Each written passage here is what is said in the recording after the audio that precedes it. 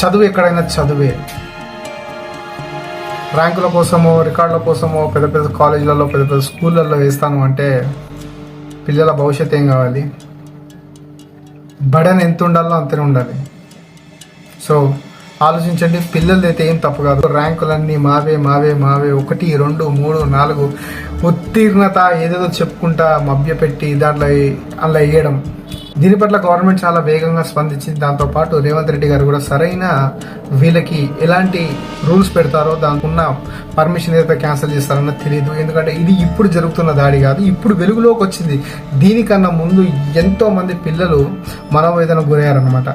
So అది బయటపడలేదు. ఇప్పుడు మహిళా చైర్మన్ గారు వెళ్ళి శారదా మేడం గారు అక్కడ చేసిన ఈ స్ట్రింగ్ ఆపరేషన్ వల్ల చాలా బయటపడ్డాయి. నాట్ ఓన్లీ ఆమీన్పూర్ చైతన్య కాలేజ్, ఇంకా ఎన్నో కాలేజీలు ఇలానే ఉన్నాయి. శ్రీ చైతన్య, నారాయణ, నలంద ఇలాంటి కాలేజీలు. జాగ్రత్త.